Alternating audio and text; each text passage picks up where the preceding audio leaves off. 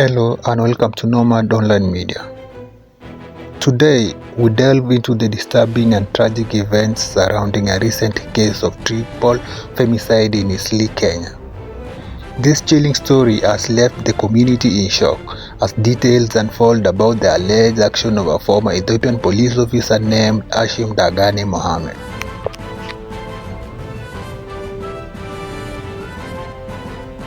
On a seemingly ordinary day in Eastleigh, Nairobi, the neighborhood's peace was shattered when residents discovered the bodies of 3 women in a local apartment.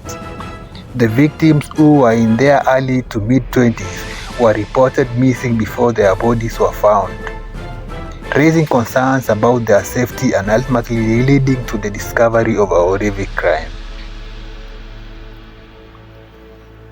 The apartment, nondescript building where many immigrants live, became a site of intense police investigation. As investigators pieced together the clues, they soon zeroed in on one main suspect, named Hashim Dagane Muhumed.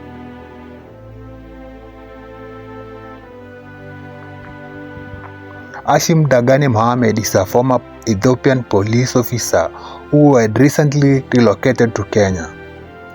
Sources reveal that he had a checkered past back in Ethiopia and was known for his aggressive behavior, raising eyebrows about his interactions in Kenya.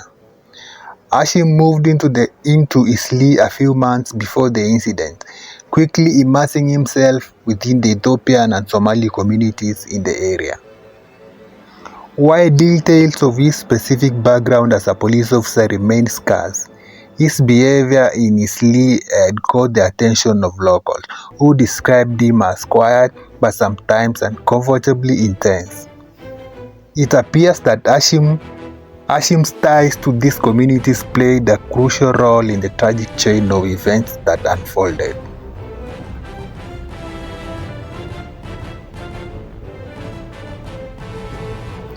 Hashim's connection to the 3 women wasn't immediately clear.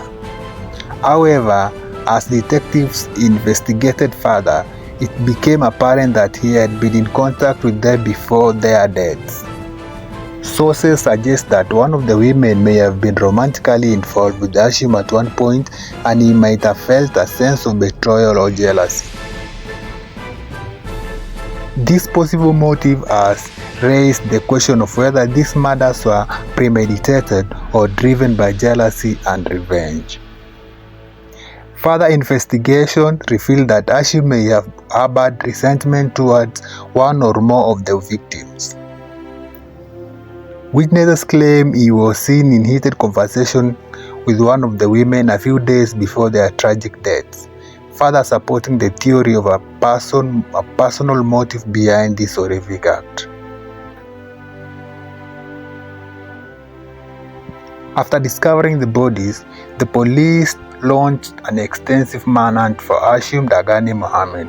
They meticulously analyzed phone records, scrutinized CCTV footage around Eastleigh, and interviewed several witnesses who had seen Hashim leaving the apartment around the estimated time of the murders.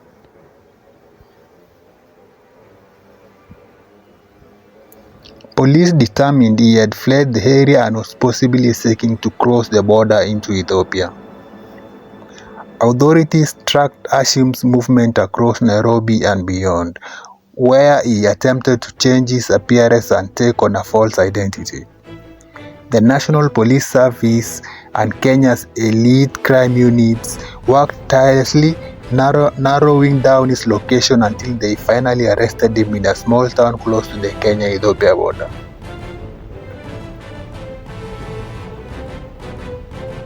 The arrest provided a sense of relief to the community but also sparked outrage and questions about how a former police officer could have committed such a brutal act.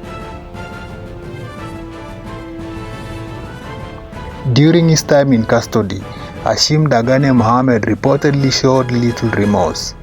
Some psychologists believe that his background as an officer could have contributed to his willingness to commit such heinous acts, potentially pointing to hardened demeanor from years in law enforcement. Authorities suspect he felt a sense of betrayal, but details remain speculative as Hashim has been tight-lipped, offering few details about his motivation. Investigators continue to probe into Hashim's life, attempting to understand the events and mindset that led to his triple femicide.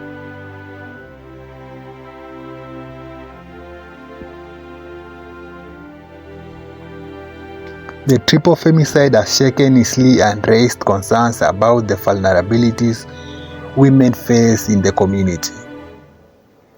Social media is abuzz with calls for justice, and residents have held vigils to honor the memory of the 3 victims.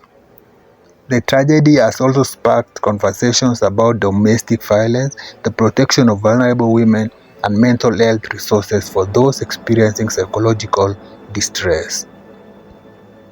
In the aftermath, activists are urging the government to prioritize the safety of women and provide avenues for reporting threats or violence before they escalate into tragedies.